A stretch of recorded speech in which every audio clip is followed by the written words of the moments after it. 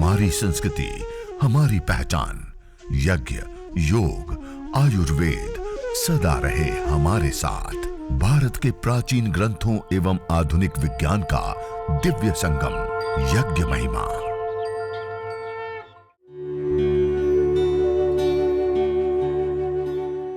भारतीय संस्कृति में यज्ञ, योग एवं आयुर्वेद जैसी अमूल्य विद्याएं हैं, जिसका मूल है वेद। इतिहास की ओर दृष्टि डालें तो भगवान राम, भगवान कृष्ण से लेकर राजा महाराजाओं, ग्रामवासियों व अरण्यवासी ऋषियों की कुटियों तक नित्य व नैमित्तिक यज्ञों का प्रचलन देखने को मिलता है।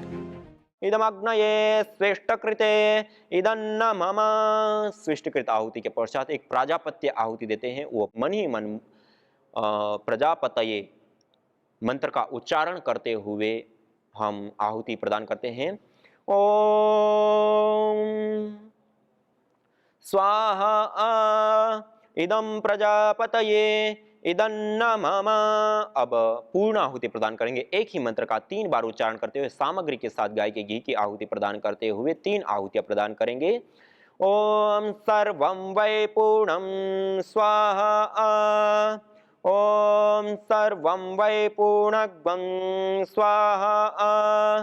ओम सर्वं वै पूर्णग्वं स्वाहा। यह पूर्णाहुति हो गई। देव यज्ञ, दैनिक अग्निहोत्र या चिकित्सा यज्ञ जिस प्रकार से हम करते हैं, और कुछ विशिष्ट आहुति परिवार के योग क्षेम के लिए, राष्ट्र के योग और क्षेम के लिए कुछ विशेष आहुतियां।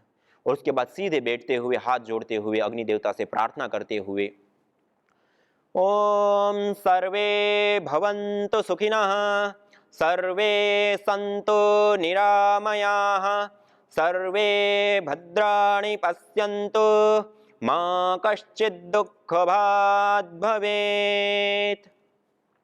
हे ईश सब सुखी हो, कोई न हो दुखारी, सब हो निरोग भगवन, धन धान्य के भंडारी, सब भद्र भाव देखे, सन्मार्ग के पथिक हो, दुखियान कोई होवे, सृष्टि में प्राणधारी। हे नाथ सब सुखी हो, कोई न हो दुखारी, सब हो निरोग भगवन, धन धान्य के भंडारी। त्वमेव माता च पिता त्वमेव,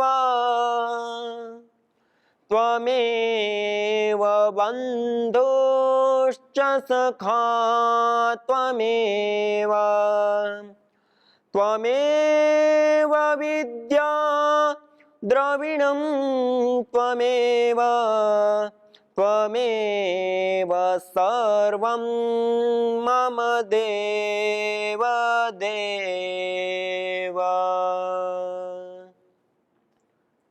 इस प्रकार प्रार्थना, प्रभु से याचना, इसके बाद यज्ञ प्रार्थना, कोई भजन, सत्संग, वेद, उपनिषद, दर्शन, 1 श्लोक 2 श्लोक मंत्र, उसका उच्चारण भी आप कर सकते हैं, उसका स्वाध्याय कर सकते हैं। जितना हमारे पास समय है, अपनी आवश्यकता उसके अनुसार हम इन चीज़ों को समन्वित कर सकते हैं इस यज्ञ में। लेकिन जो 16 आहुतियाँ विशेष मुख्य हैं, उसको हम जरूर और अवश्य अनिवार्य रूप से प्रदान करें। और इतनी हमने जब प्रदान की, तब भी हम देव यज्ञ का एक विशिष्ट लाभ हम प्राप्त कर पाएंगे। तो इस प्रकार से हमें यज्ञ करना होता है, अग्निहोत्र करना होता है। आज आपको एक एक चीज़ को किस किस प्रकार से आपको संविधा चयन करना और वेदी के अंदर पूर्व में किस प्रकार तैयारी करनी, आदि सारी चीज़ें बताई। लेकिन कल जब हम मिलेंगे और यज्ञ करेंगे तो ये सारी की सारी चीज़ों को ना बताते हुए हम सीधा सीधा यज्ञ करेंगे और उसके बाद महत्वपूर्ण और विशेष यज्ञ चिकित्सा से संबंधित या महत्वपूर्ण जो बातें हैं उन बातों के ऊपर सीधा हम आएंगे। तो अभी भी आपके सामने में कुछ महत्वपूर्ण और कुछ विशेष जो यज्ञ चिकित्सा से संबंधित बातें हैं उन बातों को या हमारे जीवन में किस प्रकार से यह यज्ञ कार्य करता है और किस प्रकार से हमारे लिए लाभकारी होता है उन बिंदुओं के ऊपर कुछ महत्वपूर्ण प्रकाश में डालना चाहता हूं या आपके सामने रखना चाहता हूं। देखिए, हम जिस जीवन को जीते हैं उस जीवन के लिए हमें एनर्जी की आवश्यकता होती है, ऊर्जा की आवश्यकता होती है, शक्ति की आवश्यकता होती है। वह एनर्जी, वह ऊर्जा, वह शक्ति हम प्राप्त करते हैं आहार के माध्यम से। वह आहार हम लेते हैं 3 रूपों में, ठोस, द्रव और गैस। और ये जो 3 रूपों में हम आहार लेते हैं, ठोस रूप में हम रोटी, दाल, चावल आदि लेते हैं, द्रव रूप में हम पानी, दूध, जूस आदि हम लेते हैं और गैस रूप में वायु को हम लेते हैं। ये 3 रूपों में हम आहार लेते हैं। अब आप देखिए, जो इन 3 रूपों में हम आहार लेते हैं उसमें सबसे ज्यादा और सबसे इंपॉर्टेंट हमारा कौन सा आहार होता है? देखिए, हम जिस आहार को लेते हैं ठोस रूप आहार, रोटी, दाल, चावल को, यदि हम उसको 24 घंटे के अंदर आकलन करें तो 24 घंटे में हम 2 से 3 बार लेते हैं। यदि हम द्रव आहार को देखें तो 24 घंटे के अंदर हम 5 से 10 बार लेते हैं। लेकिन आप गैस रूप आहार को देखिए, हम 24 घंटे में कितनी बार लेते हैं? एनी टाइम, खाते, पीते, उठते, बैठते, बोलते, चालते और यहां तक ये सो जाते हैं तब भी यह वायु रूप आहार हमारा निरंतर चालू होता है। अर्थात कहने का अभिप्राय है कि 24 घंटे में सबसे ज्यादा लिए जाने वाला कोई आहार है तो क्या है? वायु रूप आहार। अब उसकी इंपॉर्टेंस देखिए, सबसे ज्यादा तो है लेकिन सबसे इंपॉर्टेंट कौन सा आहार है, महत्वपूर्ण कौन सा आहार है? तब भी यही वायु रूप आहार। हम ठोस रूप आहार, रोटी, दाल, चावल आदि ना खाए तब भी हम 2 से 3 महीने तक जीवित रह सकते हैं। हम द्रव रूप आहार, पानी, दूध, जूस आदि ना ले तब भी हम 2 से 3 सप्ताह जीवित रह सकते हैं। लेकिन यदि वायु रूप आहार हम ना ले तो हम 2 से 3 मिनट भी जिंदा नहीं रह सकते। जहां एक और सबसे ज्यादा है वहीं सबसे एक और सबसे इंपॉर्टेंट भी, जिसके बिना हम 2 मिनट से अधिक जिंदा भी नहीं रह सकते। और वह कोई हमारा आहार है तो वो वायु रूप आहार है। अब देखिए, हम जिस जीवन को जी रहे हैं उसमें हम जिस घर में रहते हैं वो घर की सफाई करते हैं, झाड़ू पोछा करते हैं, कपड़े पहनते हैं, उसको धोते हैं, शरीर में स्नान कराते हैं, दातुन करते हैं, सब चीज जिन चीजों का हम प्रयोग करते हैं सबका शोधन करते हैं। लेकिन जिस आहार को हम 24 घंटा वायु रूप आहार को लेते हैं, उस वायु रूप आहार को शोधन करने का, उसको पवित्रीकरण करने का या उसको शुद्ध करने का क्या हमारे पास तरीका? क्या करते हैं? कुछ नहीं। और हमारे ऋषियों ने इस यज्ञ को, इस हवन को, इस अग्निहोत्र को बताया कि उस वायु रूप आहार के शोधन के लिए यह यज्ञ, हवन, अग्निहोत्र करें। तो इस प्रकार से हम इस वायु रूप आहार का जो महत्व है उसको हम समझे, जिसको हम 24 घंटे ले रहे हैं। अब देखिए, जब हम बीमार भी हो जाते हैं तो हम क्या करते हैं? डॉक्टर के पास जाते हैं। डॉक्टर क्या करता है? हमें चेक करता है और जो बीमारी हमें है उस बीमारी को ठीक करने के लिए जो कंपोनेंट्स की हमें आवश्यकता होती है, जिन मॉलिक्यूल्स की आवश्यकता होती है, वह कंपोनेंट्स, वह केमिकल, वह मॉलिक्यूल्स जिस टेबलेट के अंदर है उस टेबलेट को हमें खाने के लिए दे देता है या फिर द्रव रूप में, इंजेक्शन के रूप में दे देता है। 2 रूपों में हम लेते हैं, एक तो खाने के रूप में, ठोस रूप में है तो खाने के रूप में लेते हैं और द्रव रूप में है तो इंजेक्शन के रूप में हम लेते हैं।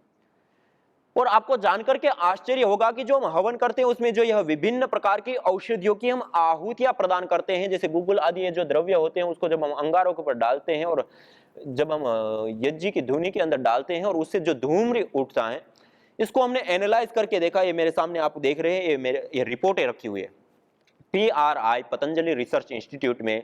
हमने जो कई सारी प्रकार की रिसर्च की, अनुसंधान किया, उसमें जो सामने चीजें आई, या जैसे मैंने गूगल डाला, वो गूगल को डालने पर यह इसके अंदर 18 कंपोनेंट्स प्राप्त हुए।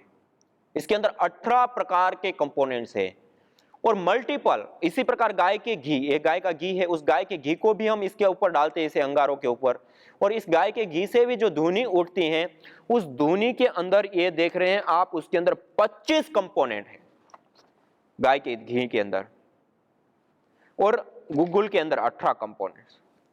और ये कंपोनेंट्स जो इसके अंदर पाए गए anti inflammatory, anti cancerous, anti microbiological property से लेकर के जो हम रोगों के लिए, अलग अलग रोगों के उपचार के लिए जो अलग अलग दवाइयां खाते हैं, उसके अंदर जो मल्टीपल कंपोनेंट अलग अलग होते हैं, वो एक साथ परमिसिबल लिमिट के अंदर, मल्टीपल और अवेलेबल फॉर्म के अंदर इस यज्ञ के धुएं के अंदर है। ये जो धुआं आप देख रहे उठ रहा है, ये उसकी आप रिपोर्ट भी साथ साथ में देख पा रहे हैं। तो यह जो यज्ञ है, हवन है, अग्निहोत्र है, वह केवल एक कर्मकांड, केवल एक पूजा पाठ, केवल एक ढोंग आडंबर पाखंड, जो कई सारे लोग कहते हैं, ये ढोंग आडंबर पाखंड नहीं, अपितु एक विज्ञान है, एक साइंस है कि जो हम 24 घंटा जिस आहार को ले रहे हैं सबसे ज्यादा है और सबसे इंपॉर्टेंट जिस जो हमारा आहार है, जिसके बिना हम 1 मिनट से भी ज्यादा जिंदा नहीं रह सकते हैं, जिसको छोड़ने पर, उस वायु को शुद्ध करना, पवित्र करना, सुगंधित करना, मेडिकेटेड बनाने का कार्य और उसके अंदर जीवनीय शक्ति का संचार करने का कार्य किसी माध्यम से संपन्न होता है, तो वह यह यज्ञ, हवन, अग्निहोत्र है, यह धूम्र है। इसलिए यह जो धूम्र उठ रहा है वो सामान्य धूम्र नहीं, अपितु मेडिकेटेड एयर है, और इस वायु को लेने पर हमें विशेष रूप से लाभ होता है, विशेष हमारी चिकित्सा होती है। और हमने अपनी आंखों के सामने सैकड़ों लोगों को ठीक होते हुए देखा है, लंग्स से संबंधित प्रॉब्लम, लंग फाइब्रोसिस। हमारी माता शिल्पा जी घाटकोपर मुंबई में रहती है, उनको ऐसी भयंकर अवस्था में आ गया था लंग फाइब्रोसिस, और उन्होंने यह यज्ञ और श्वासामृत हवन सामग्री, मतलब जो लंग्स के लिए विशेष हवन सामग्री, मैं आपको लिखाऊंगा, हर एक सामग्री का एक आपको लिखाऊंगा और आप प्रयोग भी कर पाएंगे, उस विशेष हवन सामग्री का प्रयोग किया और उनको जो लंग फाइब्रोसिस, जिसको WHO कहता है कि लाइलाज बीमारी, इसका कोई इलाज नहीं है, और वो वास्तव में वो माता जी इतनी क्रिटिकल अवस्था में थी, और उस अवस्था से केवल यज्ञ किया पहले 15 दिन, तब तक वो श्वास लंबा गहरा लेने लग गई, प्राणायाम करने लगे, फिर वो यज्ञ भी, धुनी भी और उसमें प्राणायाम भी करना प्रारंभ कर दिया, और 3-3.5 महीने के अंदर उनकी रिपोर्ट नॉर्मल आ गई। और इतना ही नहीं है, लंग फाइब्रोसिस नहीं, अस्थमा दमा के पेशेंट, हमने कितने सारे लोगों को देखा जिनको लोग कहते हैं इस धुएं से अस्थमा दमा हो जाता है, और हम कहते हैं इस धुएं से अस्थमा दमा ठीक होता है, और हमने सैकड़ों लोगों का ठीक होते हुए देखा है। हमारी एक बहन भूज में छोटी सी बेटी है नैना, उसको अस्थमा की प्रॉब्लम थी, छोटी सी बच्ची है, खेलते कूदते ना बने, खेले कूदे, अस्थमा की प्रॉब्लम, पंप लेती थी, उनको यज्ञ में बिठाए, 1 महीने के अंदर उनके पंप छूट गए। बहन निधि जी कच्छ में, मूल कच्छ की है, मुंबई में रहती है, उसको भी ऐसी प्रॉब्लम थी, वो भी ठीक हो गई। यही नहीं, इस प्रकार के कितने सारे लोगों को हमने देखा, कितने सारे लोगों को अस्थमा दमा की प्रॉब्लम। यहाँ योगग्राम में अभी आप जो कार्यक्रम देख रहे हैं, निरामयम योगग्राम के प्रांगण में से, योग भवन से सीधा आप देख पा रहे हैं, यहाँ पर जो पेशेंट आते हैं, यहाँ पर भी जो ऑक्सीजन मशीन के साथ आते हैं, उनको भी हम यज्ञ कराते हैं, उसमें बिठाते हैं, और वो यज्ञ में विशेष रूप से उनको श्वासामृत हवन सामग्री का प्रयोग कराते हैं। और बहुत ज्यादा क्रिटिकल अवस्था है किसी की, बहुत ज्यादा समस्या है, तो आयुर्वेद आदि ग्रंथों में जैसे बताया कि मधुमक्खी का जो छत्ता होता है, मधुमक्खी का जो छत्ता होता है, उसको, उसमें से मधु निचोड़ने के बाद जो वैक्स बच जाता है, मोम बच जाता है, उसको अंगारों के ऊपर डालने पर विशेष रूप से वो समस्या उनकी दूर हो जाती है। इस प्रकार से आप मधुमक्खी के छत्ते का अंगारों के ऊपर डाल के उसकी धुनी ले सकते हैं, या फिर इसी प्रकार से बहुत ज्यादा समस्या होने पर आयुर्वेद के अंदर कई सारे नुस्खे बताए हैं, आप लिख भी सकते हैं। उसमें सबसे पहला नुस्खा बताया है मेनसिल, देवदारू, हरिद्रा, तेजपत्र, गुगुल, लाक्षा, एरंड की जड़, इन सबको समान मात्रा में लेकर के धूप लेने से अस्थमा दमा या स्वास्थ्य संबंधित जितने भी रोग हैं उससे हमें निजात और मुक्ति मिलती है, अस्थमा दमा से मुक्ति मिलती है, इन द्रव्यों को समान मात्रा में लेकर के उसकी धुनी करने पर। इसी प्रकार एक दूसरा नुस्खा गाय का घी, जौ, मोम मोम अर्थात मधुमक्खी के छत्ते से शहद निकालने के बाद जो वैक्स बच जाता है, जो मोम बच जाता है, उसको मोम बोलते हैं। और राल, साल के पेड़ के गोंद को राल बोलते हैं। इन्हें मिलाकर अथवा इन्हें पृथक पृथक धूम के लिए प्रयोग करें। इन सबको मिलाकर के भी और पृथक, खाली गाय का घी को, खाली जौ को, खाली मधुमक्खी के छत्ते को या खाली राल को आप अंगारों के ऊपर डालें और उसकी धुनी ले, या इन सबको मिला करके भी ले सकते हैं। इसी प्रकार से तीसरा एक और नुस्खा बताया है, सिंहलक, सलकी, सलकी एक प्रकार का गोंद होता है, गुगुल, पद्माक, पद्मगंध भी इसको बोलते हैं, पद्माक को, इसके चूर्ण को धूम्र के ऊपर देने पर भी वह रोग हमारे शांत हो जाते, दूर हो जाते, नष्ट, अर्थात अस्थमा दमा के जो रोग। तो इस प्रकार से आयुर्वेद आदि ग्रंथों में अस्थमा दमा को लेकर के कई सारे धूम्र से उसको ठीक करने के लिए विशेष रूप से बताया गया है। और आज मॉडर्न साइंस क्या मानता है, अरे धुआं से बचो, धुएं में मत जाओ। हाँ, मत जाओ, कौन से धुएं में? जो पॉल्यूटेड धुएं, जहां रबर जलाया, जहां प्लास्टिक जलाया, जहां मृत ईंधन जलाया, पेट्रोल डीजल कोयला आपने जलाया है, उसमें हेवी पार्टिकल्स हैं, उसके अंदर जहरीली गैसें हैं, वो आपके लंग्स को तो डैमेज करेगी, आपके मस्तिष्क को और हमारी नर्वस सिस्टम को भी डैमेज करती है, और हमारे खून तक में भी हेवी पार्टिकल्स को मिला देती है। इसलिए उनसे हमें बचना होता है। और कौन सा धूम्र हम ले? जो मेडिकेटेड एयर, जो इसको ठीक करने वाली एयर है। इसलिए जो हम यज्ञ करते हैं, हवन करते हैं, अग्निहोत्र करते हैं, उसके अंदर सजीव ईंधन का प्रयोग करते हैं, गाय का घी का प्रयोग करते हैं, विशेष विशेष औषधियों का प्रयोग करते हैं, उसका धूम्र करते हैं, और उसका धूम्र लेने पर वो समस्या ठीक होती है। और अभी वर्तमान में परम पूज्य श्रद्धेय स्वामी जी महाराज ने स्वासारी वटी, स्वासारी गोल्ड, स्वासारी प्रवाही एडवांस, इस प्रकार की कई सारी औषधियां बनाई, उसका भी हम विशेष रूप से सेवन करें। भस्त्रिका प्राणायाम करें, अनुलोम विलोम प्राणायाम करें। ये प्राणायाम, योगाभ्यास, ये भी अपने आप में एक बहुत बड़ी ताकत और बहुत बड़ी शक्ति है। तो आप एक कई सारी चीजों का प्रयोग, जैसे मैं आपको बहन शिल्पा जी का उदाहरण दे रहा था, उनको जब लंग फाइब्रोसिस की समस्या हुई, इतनी क्रिटिकल अवस्था में वो चली गई कि वो प्राणायाम ही नहीं कर पा रही है, और दवाइयां खा रहे, उसका कोई असर नहीं हो रहा है। अब क्या करें? उस समय हमने उनको यज्ञ करने के लिए कहा था, और उन्होंने 15 दिन लगातार यज्ञ किया, और यज्ञ के बाद वो स्वासामृत हवन सामग्री, भीमसेनी कपूर और गुगुल गाय का घी को अंगारों के ऊपर डाल करके उसकी धुनी की, और उस धुनी में रही। वैसे तो सामान्य रूप से जो रसोई घर के अंदर धुनी होती है, वो धुनी में रहना भी लोगों को मुश्किल हो जाता है, अस्थमा दमा या विशेष रूप से लंग फाइब्रोसिस हो जाती है। और उन्होंने ये धुनी दी, वो भी उनको इसमें परेशानी नहीं होती, उसमें राहत मिलती है व्यक्ति को। और ये करने के पश्चात, इसको करने के बाद उनको 10-15 दिन में वो प्राणायाम करने की हालत में आ गए। वो फिर प्राणायाम, योगाभ्यास करने लगे, भस्त्रिका, अनुलोम विलोम आदि, और वो करने धीरे धीरे निरंतरता के साथ 15 दिन से ये स्टार्ट हुआ, और 3.5 महीने पूरे होते होते नॉर्मल रिपोर्ट, जिसको WHO कहते हैं लाइलाज बीमारी, उसका इलाज हो गया। इसको कहते हैं देवीय चिकित्सा। आयुर्वेद में 3 प्रकार की चिकित्सा बताई, एक होती है मानुषी चिकित्सा, एक होती है आसुरी चिकित्सा, और एक होती है देवीय चिकित्सा। इसको कहते हैं देवीय चिकित्सा। आयुर्वेद के अंदर यज्ञ चिकित्सा को देवीय चिकित्सा का है, जहां पे अब कोई चीज काम नहीं करती है। यदि क्षितायुर यदि वा परे तो यदि मृत्युरंतिकम नित एव तमाहरामि अस्पार्श्वमेनम सतसारदाय। वेद में कहा, यदि क्षितायुर यदि वा परे तो, यदि उनकी आयु क्षीण हो गई है, यदि वा परे तो, यदि मृत्युरंतिकम, वो मृत्यु के करीब पहुंच चुका है, उनकी आयु क्षीण हो चुकी है, वो मृत्यु के करीब पहुंच जाए, तमाहरामि, उस व्यक्ति को भी मैं बाहर लाता हूं, तमाहरामि अस्पार्श्वमेनम सतसारदाय।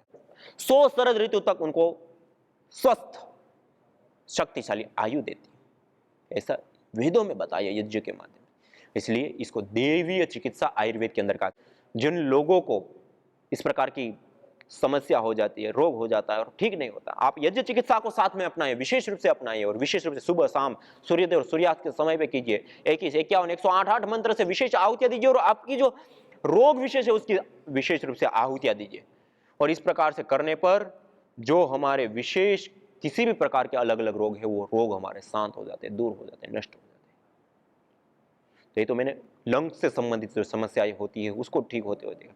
इसी प्रकार जैसे लंग से संबंधित बीमारियों के लिए जैसे मैंने कुछ बताया, ऐसे ही अलग अलग जो हवन सामग्रियां हैं उसमें अलग अलग जो नुस्खे हैं उसका हम प्रयोग करते हैं। जैसे कुष्ठ रोग हो जाते हैं, तो कुष्ठ रोगों के लिए भी विशेष करके इसका मॉडर्न मेडिकल साइंस में एक रूप से हम देखें तो कोई उसका उपचार नहीं है। हाथ पैर आदि सलने गड़ने लग जाते हैं, और उसके बाद वो किसी भी प्रकार से काबू में ही नहीं आते हैं, और क्या बोलते हैं, यह ऑटो इम्यून डिजीज है, यह ठीक नहीं होती। तो ऐसे जो कुष्ठ रोग होते हैं, उन कुष्ठ रोगों को भी यज्ञ चिकित्सा और यज्ञ के बाद अग्नि के ऊपर कुछ विशेष जड़ी बूटियों को डाल करके उसकी धुनी लेने से ठीक होता है। और उसमें कुष्ठ रोगों में अपराजिता, मालकांगनी, आप लोग लिख सकते हैं, अपराजिता, मालकांगनी, हरताल, मेनसिल, अगर, तेजपत्ता आदि जो गंध वर्ग की औषधियां हैं, उसके धूम से कुष्ठ रोग, किलस और श्वेत कुष्ठ जिसको कहते हैं, वह भी ठीक हो जाते हैं। कृमि भी ठीक हो जाते हैं, जो छोटी छोटी कृमि हो जाते हैं शरीर में। और यही कुछ औषधियों को लेकर के हमने यह कुष्ठग्न हवन सामग्री बनाई। इस कुष्ठग्न हवन सामग्री ज्योतिषमती, अगर, तेजपत्ता, गुग्गुल और तुलसी, ये कुछ विशेष औषधियों का सम्मिश्रण करके हमने किया। और इस कुष्ठग्न हवन सामग्री को, जिनके नाखून बिल्कुल गल जाते हैं, सड़ जाते हैं, बिल्कुल ही मतलब अब चमड़ी बिल्कुल गलती जा रही है और बिल्कुल वो हो जा रही है, वो भी वापस ठीक हो जा रहे हैं। और ये भी हमने देखा जिनको फंगल इन्फेक्शन हो गया, एक बहन आई थी यहीं पे योगग्राम में, बहन राजस्थान से थी, अक्षांजलि, उनको 11 से भी ज्यादा साल पूर्व में फंगल इन्फेक्शन हुआ था और इतना भयंकर रूप से उनके शरीर के ऊपर फैला हुआ और इतनी पीड़ित, इतनी बुरी तरह से मतलब प्रताड़ित, उसके कारण से उनको स्ट्रेस, तनाव, डिप्रेशन, जीवन से वो बिल्कुल ही हार गई थी। मरने के लिए व्यक्ति सोच लेता है ऐसी हालत में, और ना जाने उनको कोई दवाई काम नहीं करती, स्टीरॉयड के इंजेक्शन, ये वो क्या क्या दिया, और उसके कारण से उनको पीसीओडी से लेकर के, मोटापा से लेकर के, ना जाने कितनी सारी और बीमारियां घर कर गई। और उस अवस्था में वो यहाँ आई थी और हमने यह कुष्ठग्न हवन सामग्री से हवन कराया और इसी कुष्ठग्न हवन सामग्री से धुनी करके उनके शरीर को पूरा धूपित किया और यज्ञ की भस्म को गाय के घी के साथ लेपन बना करके पूरे शरीर में जहां जहां पे विशेष फंगल इन्फेक्शन था वहां लगाने के लिए कहा। और दिन में 3 बार धुनी, एक बार रात्रि को लगा देते और सुबह तक रखते थे, और अनुलोम विलोम उस हल्की धुनी में, कुष्ठग्न वाली हल्की धुनी में अनुलोम विलोम करने के लिए कहा, 2-2 घंटा सुबह शाम। और ऐसा निरंतर करने पर जो 11 साल से बीमारी काबू में नहीं आ रही थी, कोई दवाई से, किसी भी चीज से, केवल 6 दिन के अंदर 90% से ज्यादा ठीक हो गई, केवल 6 दिन के अंदर। और वो इतनी खुश हो गई, इतना मतलब आह्लादित हो गई, क्या पूछे। तो कहने का अभिप्राय है कि एक सही चिकित्सा, जो यज्ञ के धूम से सौदे हुए पवन हैं, वे अच्छे राज्य के कराने वाले होकर रोग आदि दोषों का नाश करते हैं, और जो दुर्गंध आदि दोषों से भरे हुए अशुद्ध वायु हैं, वे सुखों का नाश करते हैं। इससे सब मनुष्यों को चाहिए कि अग्नि में होम द्वारा वायु की शुद्धि से अनेक प्रकार के सुखों को सिद्ध करें। यज्ञ भारतीय संस्कृति का मूल है। तो आइए हम संकल्प लें, संसार के श्रेष्ठतम कर्म यज्ञ को अपनाएं। पिंड और ब्रह्मांड में संतुलन कायम करने वाले यज्ञ को अपने जीवन का अभिन्न अंग बनाएं एवं प्रकृति मां के प्रति अपने ऋणों को अदा करें। विश्व स्वास्थ्य का एक नारा, यज्ञ से होगा जग उजियारा। भारतीय संस्कृति की अमूल्य विरासत यज्ञ की महिमा को जानने हेतु वैदिक चैनल पर प्रतिदिन प्रातः एवं सायं 11:30 बजे यज्ञ महिमा कार्यक्रम से जुड़े। विशेष जानकारी हेतु संपर्क करें। मोबाइल 9068565306।